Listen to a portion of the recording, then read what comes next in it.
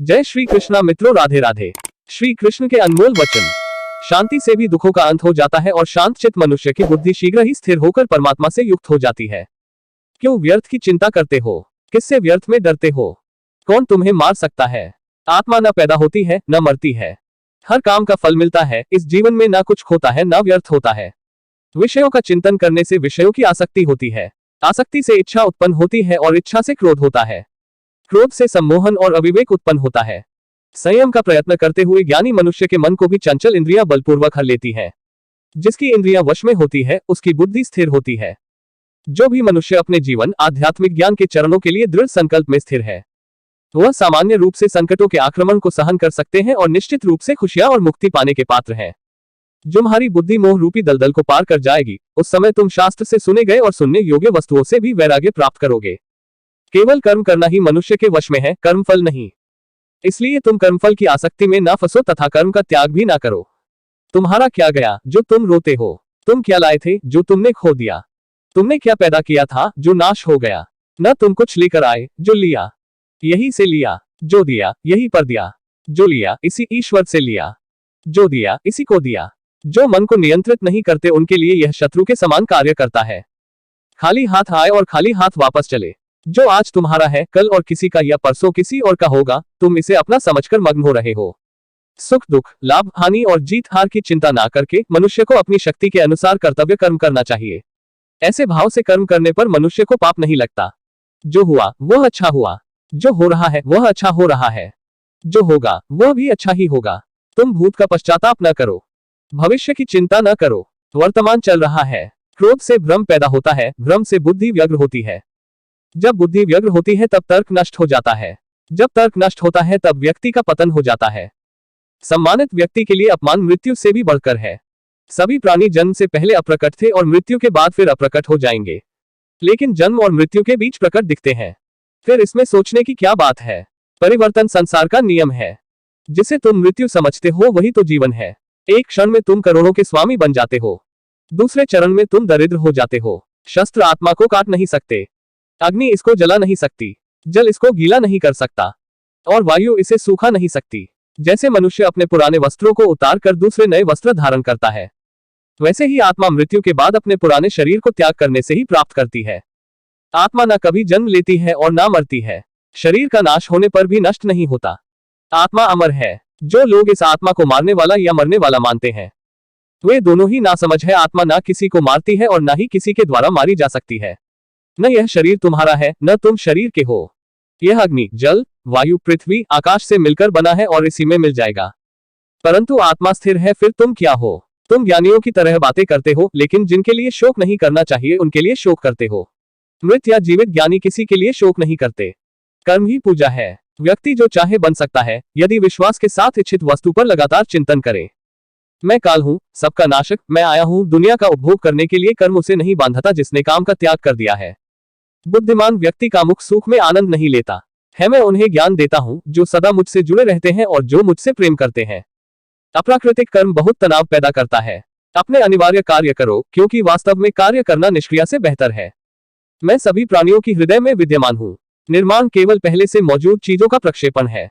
बुरे कर्म करने वाले, सबसे नीच व्यक्ति जो राक्षसी प्रवृत्तियों से जुड़े हुए हैं और उनकी बुद्धि माया ने हर ली है, वह मेरी पूजा या मुझे पाने का प्रयास नहीं करते।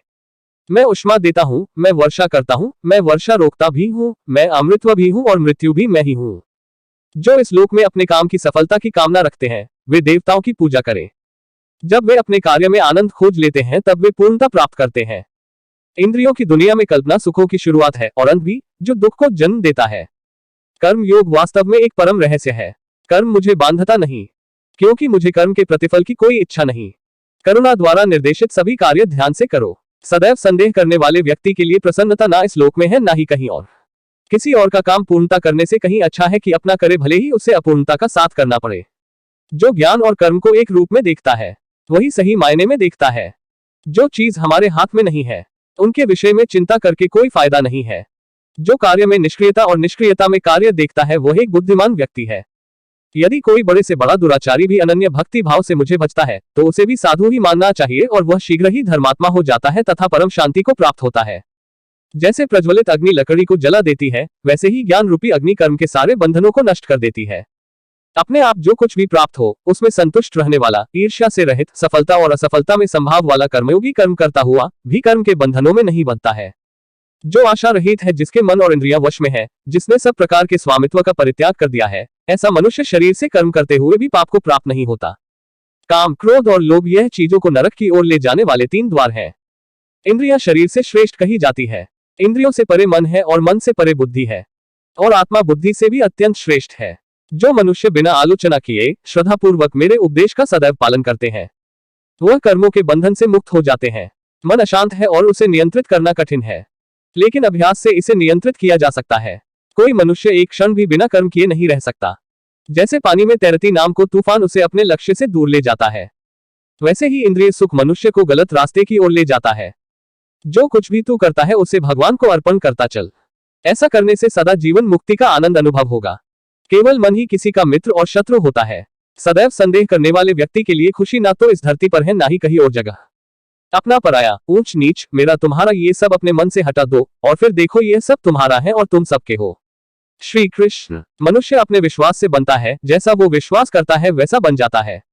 श्री कृष्ण। आत्मा पुराने शरीर को ठीक उसी प्रकार त्याग देती है जिस प्रकार मनुष्य अपने पुराने वस्त्रों को त्याग कर नए वस्त्रों धारण कर लेता है। श्री कृष्ण। परिवर्तन ही इस दुनिया का नियम है। कल जो किसी और का था आज वो तुम्हारा है, एवं कल वो किसी और का होगा। श्री कृष्ण। आनंद बस मन की एक अवस्था है जिसका बाहरी दुनिया से कोई लेना देना नहीं है। श्री कृष्ण। आपका मन आपका शत्रु भी बन सकता है और मित्र भी बन सकता है। श्री कृष्ण। सुख का राज कम इच्छाएं रखने में है। श्री कृष्ण। मन चंचल होता है और इसे नियंत्रित करना कठिन है, लेकिन निरंतर अभ्यास से इसे वश में किया जा सकता है। अगर आप अपना लक्ष्य पाने में असफल हो जाते हो तो अपनी रणनीति बदले, लक्ष्य नहीं। नरक के 4 द्वार हैं: क्रोध, मोह, लोभ और अहंकार। अपने कर्म का फल व्यक्ति को ठीक उसी तरह ढूंढ लेता है जैसे कोई बछड़ा हजारों गायों के बीच अपनी मां को ढूंढ लेता है। मैं किसी के भाग्य का निर्माण नहीं करता, ना ही किसी के कर्मों का फल देता हूं। व्यक्ति या जीव के कर्म ही उसके भाग्य का निर्माण करते हैं और उसके अनुसार उनको फल मिलता है। वर्तमान परिस्थिति में तुम्हारा कर्तव्य ही तुम्हारा धर्म है। धर्म युद्ध में जो व्यक्ति धर्म के साथ नहीं खड़ा है, इसका मतलब है कि वह अधर्म का साथ दे रहा है। अपने मन को अभ्यास के द्वारा वश में किया जा सकता है। भगवान श्री कृष्णा ने कहा है, कर्म का फल व्यक्ति को उसी तरह ढूंढ लेता है जैसे कोई बछड़ा सैकड़ों गायों के बीच अपनी मां को ढूंढ लेता है। भगवान श्री कृष्णा ने कहा है, आत्मा न जन्म लेती है, न मरती है, न ही इसे जलाया जा सकता है, न ही पानी से गिला किया जा सकता है। आत्मा अमर और अविनाशी है। भगवान श्री कृष्णा ने कहा है, मैं किसी के भाग्य का निर्माण नहीं करता और न ही किसी के कर्मों के फल देता हूं। भगवान श्री कृष्णा ने कहा है, व्यक्ति या जीव का कर्म ही उसके भाग्य का निर्माण करता है। भगवान श्री कृष्णा ने कहा है, आत्मा पुराने शरीर को वैसे ही छोड़ देती है जैसे मनुष्य पुराने कपड़ों को उतारकर नए कपड़े धारण कर लेता है। भगवान श्री कृष्णा ने कहा है, तुम्हारा क्या गया जो तुम रोते हो? तुम क्या लाए थे जो तुमने खो दिया?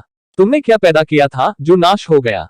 न तुम कुछ लेकर आए, जो लिया यही से लिया, जो दिया यही पर दिया, जो लिया इसी ईश्वर से लिया, जो दिया इसी को दिया। संपूर्ण प्राणी अन्न से उत्पन्न होते हैं। अन्न की उत्पत्ति वर्षा से होती है, वर्षा यज्ञ से होती है और यज्ञ सत्कर्मों से उत्पन्न होने वाला है। इस आत्म विनाशकारी नरक के लिए 3 द्वार हैं: वासना, क्रोध और लालच। इन तीनों को छोड़ दो। आत्मा को न शस्त्र काट सकते हैं, न आग उसे जला सकती है, न पानी उसे भिगो सकता है, न हवा उसे सुखा सकती है। क्रोध से मनुष्य की मति मारी जाती है, यानी मूढ़ हो जाती है, जिससे स्मृति भ्रमित हो जाती है। स्मृति भ्रम हो जाने से मनुष्य की बुद्धि नष्ट हो जाती है और बुद्धि का नाश हो जाने पर मनुष्य खुद अपना ही का नाश कर बैठता है। मन बहुत ही चंचल होता है और इसे नियंत्रित करना कठिन है, परंतु अभ्यास से इसे वश में किया जा सकता है। बुद्धिमान व्यक्ति ईश्वर के सिवा और किसी पर निर्भर नहीं रहता। न तो यह शरीर तुम्हारा है और न तो तुम इस शरीर के मालिक हो।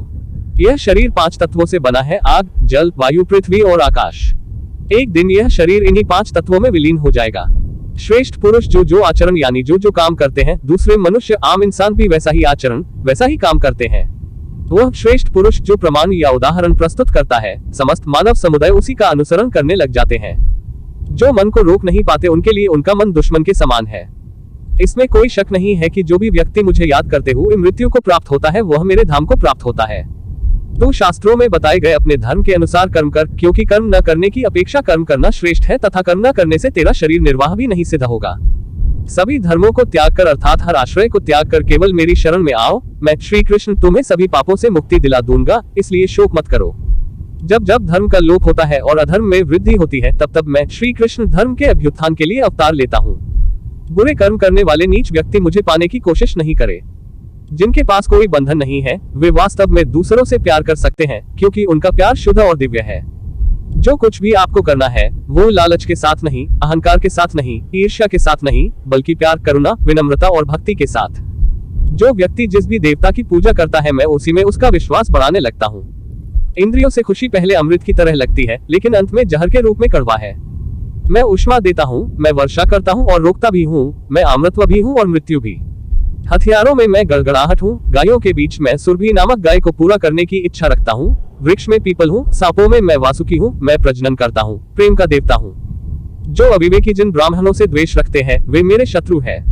जो मनुष्य मेरी भावना से ब्राह्मणों की पूजा करते हैं, उन्हें संसार में सुख की उपलब्धि होती है और अंत में मेरे धाम के अधिकारी होते हैं। विष्णु भगवान के गुणों का श्रवण और कीर्तन, भगवान का स्मरण, पाद सेवन, पूजन, वंदन, दास्य, सख्या और आत्म समर्पण, यही नवधा भक्ति है। अहो, मनुष्य जन्म सभी जन्मों में श्रेष्ठ है। डक सुख को समान समझने वाले जिस धीर पुरुष को ये इंद्रिय और विषयों के संयोग व्याकुल नहीं करते, वह मोक्ष के योग्य है। इस संसार में ज्ञान के समान पवित्र करने वाला निसंदेह कुछ भी नहीं है। अपने लाभ के लिए किया गया काम अज्ञानी काम, खुद के लिए सोचे बिना दुनिया के कल्याण के लिए किया गया काम बुद्धिमान काम। प्राणी कर्म का त्याग नहीं कर सकता, कर्मफल का त्याग ही त्याग है। भगवान धर्म की रक्षा के लिए अवतार लेते हैं। जब जब धर्म की हानि और अधर्म की वृद्धि होती है, तब तब मैं अवतार लेकर आता हूँ। सज्जनों की रक्षा, दुष्टों का विनाश और धर्म की पुनः स्थापना, इन तीन कार्यों के लिए मैं प्रत्येक युग में प्रकट हुआ करता हूँ। जो पुरुष शस्त्रविधि को त्याग कर अपनी इच्छा अनुसार मनमाना आचरण करता है, वह न तो सिद्धि को प्राप्त होता है, न परमगति को और न सुख को प्राप्त कर पाता है। भगवान का कोई प्रिय, अप्रिय, अपना या पराया आदि नहीं है। उसके लिए सभी प्राणी प्रिय है, क्योंकि वे सबकी आत्मा है। जिस प्रकार मनुष्य पुराने वस्त्र उतारकर नए ग्रहण करता है, उसी प्रकार आत्मा भी पुराना शरीर छोड़कर नए शरीर को ग्रहण करती है। जब दो व्यक्ति एक दूसरे के निकट आते हैं, तो एक दूसरे के लिए सीमाएं और मर्यादाएं निर्मित करने का प्रयत्न करते हैं।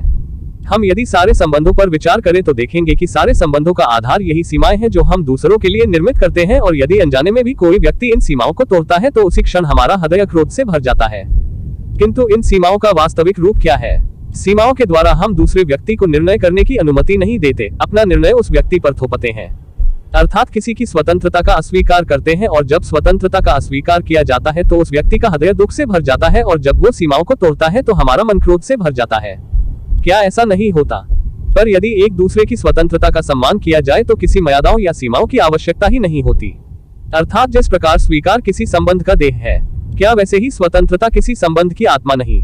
निर्णय के क्षण में हम हमेशा ही किसी अन्य व्यक्ति के सुझाव, सूचना एवं मंत्रणा या परामर्श को आधार बनाते हैं, और हमारे भविष्य का आधार हमारे आज किए हुए निर्णय के ऊपर होता है। तो क्या हमारा भविष्य किसी अन्य व्यक्ति के दिए हुए सुझाव एवं परामर्श का फल है? क्या हमारा संपूर्ण जीवन किसी अन्य व्यक्ति की बुद्धि का परिणाम है? सबका अनुभव है कि अलग अलग लोग एक ही स्थिति में अलग अलग परामर्श देते हैं। मंदिर में खड़ा भक्त कहता है कि दान करना चाहिए, और चोर कहता है कि मौका मिले तो इस मूर्ति के श्रृंगार चुरा लूं। धर्म से भरा हृदय धर्म में सुझाव देता है, और अधर्म से भरा हृदय अधर्म का परामर्श देता है। धर्म में सुझाव का स्वीकार ही मनुष्य को सुख की ओर ले जाता है, किंतु ऐसे परामर्श का स्वीकार करना तभी संभव हो पाता है जब हृदय में धर्म हो। अर्थात किसी का सुझाव अथवा परामर्श स्वीकार करने से पूर्व स्वयं अपने हृदय में धर्म को स्थापित करना क्या आवश्यक नहीं? पिता हमेशा ही अपनी संतान के सुख की कामना करते हैं, उनके भविष्य की चिंता करते रहते हैं। इसी कारणवश ही अपनी संतानों के भविष्य का मार्ग स्वयं निश्चित करने का प्रयत्न करते रहते हैं। जिस मार्ग पर पिता स्वयं चला है, जिस मार्ग के कंकड़ पत्थर को स्वयं देखा है, मार्ग की छाया, मार्ग की धूप को स्वयं जाना है, उसी मार्ग पर उसी का पुत्र भी चले, यही इच्छा रहती है हर पिता की। निसंदेह उत्तम भावना है ये, किंतु 3 प्रश्नों के ऊपर विचार करना हम भूल ही जाते हैं। कौन से 3 प्रश्न? पहला, क्या समय के साथ प्रत्येक मार्ग बदल नहीं जाते? क्या समय हमेशा ही नई चुनौतियों को लेकर नहीं आता? तो फिर बीते हुए समय के अनुभव नई पीढ़ी को किस प्रकार लाभ दे सकते हैं? दूसरा, क्या प्रत्येक संतान अपने माता पिता की छवि होता है? हाँ, संस्कार तो संतानों को अवश्य माता पिता देते हैं, किंतु भीतर की क्षमता तो स्वयं ईश्वर देते हैं। तो जिस मार्ग पर पिता को सफलता मिली है, तो विश्वास है कि उसी मार्ग पर उसकी संतानों को भी सफलता और सुख प्राप्त होगा। तीसरा, क्या जीवन का संघर्ष और चुनौतियां लाभकारी नहीं होती? क्या प्रत्येक नया प्रश्न प्रत्येक नए उत्तर का द्वार नहीं खोलता? तो फिर संतानों को नई नई चुनौतियों और नए नए प्रश्नों से दूर रखना, ये उनके लिए लाभ करना कहलाएगा या हानि पहुंचाना? अर्थात जिस प्रकार मनुष्य के भविष्य के मार्ग का निर्माण करना श्रेष्ठ है, वैसे ही संतानों के जीवन का मार्ग निश्चित करने के बदले उन्हें नए संघर्षों के साथ जूझने के लिए मनोबल और ज्ञान देना अधिक लाभदायक नहीं होगा। सबके जीवन में ऐसा प्रसंग अवश्य आता है कि सत्य कहने का निश्चय होता है हृदय में, किंतु मुख से सत्य निकल नहीं पाता। कोई भय मन को घेर लेता है, किसी घटना एवं प्रसंग के विषय में बात करना या स्वयं से कोई भूल हो जाए उसके बारे में कुछ बोलना। क्या ये सत्य है? नहीं, ये तो केवल तथ्य है। अर्थात जैसा हुआ वैसा बोल देना सामान्य सी बात है, किंतु कभी कभी उस तथ्य को बोलते हुए भी भय लगता है। कदाचित किसी दूसरे की भावनाओं का विचार आता है मन में, दूसरे को दुख होगा, ये भय भी शब्दों को रोकता है। तो ये सत्य क्या है? जब भय रहते हुए भी कोई तथ्य बोलता है तो वो सत्य कहलाता है। वास्तव में सत्य कुछ और नहीं, केवल निर्भयता का दूसरा नाम है, और निर्भय होने का कोई समय नहीं होता, क्योंकि निर्भयता आत्मा का स्वभाव है। अर्थात प्रत्येक क्षण क्या सत्य बोलने का क्षण नहीं होता। पूर्व आभासों के आधार पर हम भविष्य के सुख दुख की कल्पना करते हैं। भविष्य के दुख का कारण दूर करने के लिए हम आज योजना बनाते हैं, किंतु कल के संकट को आज निर्मूल करने से हमें लाभ मिलता है या हानि पहुंचती है, ये प्रश्न हम कभी नहीं करते। सत्य तो यह है कि संकट और उसका निवारण साथ जन्मते हैं, व्यक्ति के लिए भी और सृष्टि के लिए भी नहीं। आप अपने भूतकाल का स्मरण कीजिए, इतिहास को देखिए, आप तुरंत ही ये जान पाएंगे कि जब जब संकट आता है तब तब उसका निवारण करने वाली शक्ति भी जन्म लेती है। यही तो संसार का चलन है। वस्तुतः संकट ही शक्ति के जन्म का कारण है। प्रत्येक व्यक्ति जब संकट से निकलता है तो एक पद आगे बढ़ा होता है, अधिक चमकता हुआ होता है, आत्मविश्वास से भरा होता है, न केवल अपने लिए अपितु विश्व के लिए भी। क्या यह सत्य नहीं? वास्तव में संकट का जन्म है अवसर का जन्म, अपने आप को बदलने का, अपने विचारों को ऊंचाई पर करने का सत्य, अपनी आत्मा को बलवान और ज्ञान मंडित बनाने का सत्य। जो ये कर पाता है उसे कोई संकट नहीं होता, किंतु जो यह नहीं कर पाता वो तो स्वयं एक संकट है, स्वयं के लिए भी और संसार के लिए भी। परंपरा में धर्म बसता है और परंपरा ही धर्म को संभालने का कार्य करती है, यह सत्य है। क्या केवल परंपरा ही धर्म है? सत्य तो यह है कि जिस प्रकार पाषाण में शिल्प होता है उसी प्रकार परंपरा में धर्म होता है। इस पत्थर में शिल्प है, ये पत्थर शिल्प नहीं। शिल्प को उजागर करने के लिए उसे तोड़ना पड़ता है, अनावश्यक भागों को दूर करना पड़ता है। उसी प्रकार परंपराओं में धर्म ढूंढना पड़ता है। जिस प्रकार मेरे कृष्ण द्वारा इंद्र पूजा की परंपरा को तोड़कर गोवर्धन पूजा का धर्म न ढूंढा जाता तो यादवों को उनकी मुक्ति का मार्ग नहीं मिल पाता। अर्थात परंपरा को पुनर्तः छोड़ देने वाला धर्म से वंचित रह जाता है, और परंपरा का अंतः अनुकरण करने वाला भी धर्म को प्राप्त नहीं कर पाता। कहते हैं हंस के पास निरक्षीर विवेक होता है, दूध में मिले पानी को छोड़कर केवल दूध ही ग्रहण करता है। तो क्या सच्चा धर्म प्राप्त करने के लिए हृदय में ज्ञान से जन्मा विवेक आवश्यक है, और ऐसे विवेक के बिना जिसे धर्म मान भी लिया जाए जो वास्तव में धर्म न भी हो? ऐसा भी तो हो सकता है। भविष्य के आधार पर सब आज का निर्णय लेना चाहते हैं। भविष्य में सुख मिले, भविष्य सुरक्षित हो, ऐसे निर्णय आज लेने का प्रयत्न रहता है सबका। आप अपने जीवन को देखिए, क्या आपके अधिकतर निर्णय के पीछे भविष्य का विचार नहीं होता? और हो भी क्यों ना। अपने जीवन को सरल और सुखमय बनाने का प्रयत्न करने का अधिकार सबका है, पर भविष्य तो कोई नहीं जानता, केवल कल्पना ही की जा सकती है। तो जीवन के सारे महत्वपूर्ण निर्णय केवल कल्पनाओं के आधार पर करते हैं हम। क्या निर्णय करने का कोई तीसरा मार्ग हो सकता है? सारे सुखों का आधार धर्म है, और वो धर्म मनुष्य के हृदय में बसता है। तो प्रत्येक निर्णय से पूर्व स्वयं अपने हृदय से एक प्रश्न अवश्य पूछ लेना कि ये निर्णय स्वार्थ से जन्मा है या धर्म से। क्या इतना पर्याप्त नहीं? भविष्य के बदले धर्म का विचार करने से क्या भविष्य अधिक सुखपूर्ण नहीं होगा? जब अपने किसी अच्छे कार्य के उत्तर में दुख प्राप्त होता है अथवा किसी के दुष्ट कार्य में सुख प्राप्त होता है तो मन अवश्य यह विचार करता है कि अच्छा कार्य करने का, धर्म के मार्ग पर चलने का तात्पर्य क्या है। पर दुष्ट आत्मा को क्या प्राप्त होता है यह भी देखिए। दुष्टता करने वाला हृदय सदा चंचल रहता है और उबलता रहता है, मन में सदा नए नए संघर्ष उत्पन्न होते हैं, अविश्वास उसे जीवन भर दोहराता है। तो क्या यह सुख है? जबकि धर्म पर चलने वाला, अच्छा कार्य करने वाला सब चरित्र व्यक्ति का हृदय शांत रहता है, परिस्थितियां उसके जीवन में बाधाएं नहीं बनती, समाज में सम्मान और मन में संतोष रहता है सदा।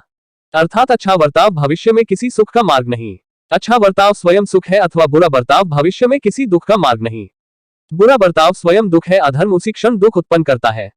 अर्थात धर्म से सुख नहीं, धर्म स्वयं सुख है। मनुष्य के जीवन का चालक है भय, डर। मनुष्य सदा ही भय का कारण ढूंढ लेता है।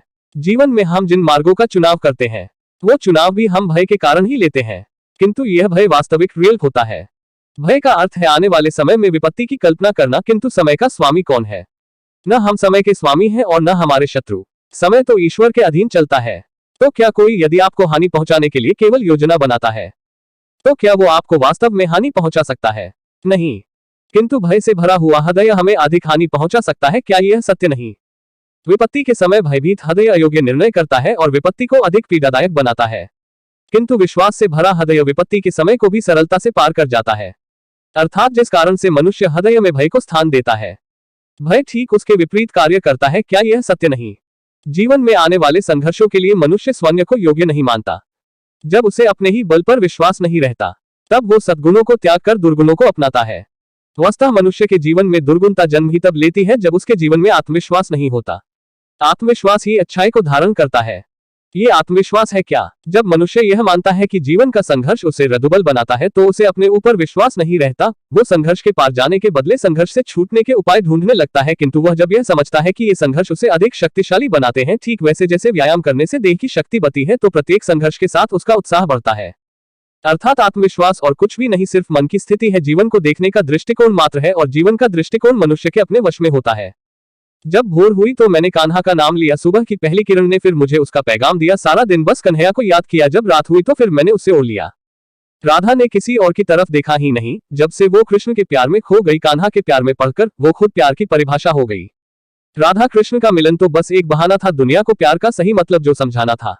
जब कृष्ण ने बंसी बजाई तो राधा मोहित होने लगी, जिसे कभी न देखा था उसने, उससे मिलने को व्याकुल होने लगी। प्यार दो आत्माओं का मिलन होता है, ठीक वैसे ही जैसे प्यार में कृष्ण का नाम राधा और राधा का नाम कृष्ण होता है। प्रेम करना ही है तो मेरे कान्हा से करो, जिसकी विरह में रोने से भी तेरा उद्धार हो जाएगा। हे मन, तू अब कोई तप कर ले, एक पल में 100 बार कृष्ण नाम का जप कर ले। जमाने का रंग फिर उस पर नहीं चढ़ता, जिस पर कृष्ण प्रेम का रंग चढ़ जाता है वो सभी को भूल जाता है, जो सांवरे का हो जाता है। कृष्ण की आंखों में राधा ही राधा नजर आती है, मानो कृष्ण की आंखें राधा की थाती है। अगर तुमने राधा के कृष्ण के प्रति समर्पण को जान लिया तो तुमने प्यार को सच्चे अर्थों में जान लिया। राधा राधा जपने से हो जाएगा तेरा उद्धार, क्योंकि यही वही वो नाम है जिससे कृष्ण को प्यार किसी दूसरे के जीवन के साथ पूर्ण रूप से जीने से बेहतर है कि हम अपने स्वयं के भाग्य के अनुसार अपूर्ण जिए। एक उपहार तभी अलसी और पवित्र है जब वह हृदय से किसी सही व्यक्ति को सही समय और सही जगह पर दिया जाए, और जब उपहार देने वाला व्यक्ति दिल में उस उपहार के बदले कुछ पाने की उम्मीद ना रखता हो। ऐसा कोई नहीं जिसने भी इस संसार में अच्छा कर्म किया हो और उसका बुरा अंत हुआ है, चाहे इस काल में हो या आने वाले काल में। जो भी मनुष्य अपने जीवन आध्यात्मिक ज्ञान के चरणों के लिए दृढ़ संकल्पों में स्थिर है, वह समान रूप से संकटों के आक्रमण को सहन कर सकते हैं, और निश्चित रूप से यह व्यक्ति खुशियां और मुक्ति पाने का पात्र है। सफलता का रहस्य। कभी कभी कोई घटना मनुष्य के जीवन की सारी योजनाओं को तोड़ देती है और मनुष्य उस आघात को अपने जीवन का केंद्र मान लेता है। पर क्या भविष्य मनुष्य की योजनाओं के आधार पर निर्मित होते हैं? नहीं। जिस प्रकार किसी ऊंचे पर्वत पर सर्वप्रथम चढ़ने वाला उस पर्वत की तलाई में बैठकर जो योजना बनाता है, क्या वही योजना उसे पर्वत की चोटी तक पहुंचाता है? नहीं। वास्तव में वो जैसे जैसे ऊपर चढ़ता है वैसे वैसे उसे नई नई चुनौतियां, नई नई विडंबनाएं, नए नए अवरोध मिलते हैं। प्रत्येक पथ पर वो अपने अगले पथ का निर्णय करता है। प्रत्येक पथ पर उसे अपनी योजनाओं को बदलना पड़ता है। कहीं पुरानी योजनाएं उसे खाई में ना ढकेल दे। वो पर्वत को अपने योग्य नहीं बना पाता, वो केवल स्वयं को पर्वत के योग्य बना सकता है। क्या जीवन के साथ भी ऐसा ही है? जब मनुष्य जीवन में किसी एक चुनौती को, एक अवरोध को अपने जीवन का केंद्र मान लेता है, अपने जीवन की गति को ही रोक देता है, तो वो अपने जीवन में सफल नहीं बन पाता और ना ही सुख और शांति प्राप्त कर पाता है। अर्थात जीवन को अपने योग्य बनाने के बदले स्वयं अपने को जीवन के योग्य बनाना ही सफलता और सुख का एकमात्र मार्ग नहीं। सही निर्णय कैसे लें? जीवन का हर क्षण निर्णय का क्षण होता है। प्रत्येक पथ पर किसी दूसरे पथ के बारे में कोई निर्णय करना ही पड़ता है, और निर्णय अपना प्रभाव छोड़ जाता है। आज किए गए निर्णय भविष्य में सुख अथवा दुख निर्मित करते हैं, न केवल अपने लिए, अपने परिवार के लिए, आने वाली पीढ़ियों के लिए। जब कोई दुविधा सामने आती है तो मन व्याकुल हो जाता है, अनिश्चय से भर जाता है। निर्णय का वो क्षण युद्ध बन जाता है और मन बन जाता है युद्ध भूमि। अधिकतर निर्णय हम दुविधा का उपाय करने के लिए नहीं, केवल मन को शांत करने के लिए लेते हैं। पर क्या कोई दौड़ते हुए भोजन कर सकता है? नहीं। तो क्या युद्ध से जूझता हुआ मन कोई योग्य निर्णय ले पाएगा? वास्तव में शांत मन से जब कोई निर्णय करता है तो अपने लिए सुखद भविष्य बनाता है, किंतु अपने मन को शांत करने के लिए जब कोई निर्णय करता है तो वो व्यक्ति भविष्य में अपने लिए कांटों भरा वृक्ष लगाता है। वीडियो अच्छी लगी तो लाइक करें और चैनल को सब्सक्राइब करें।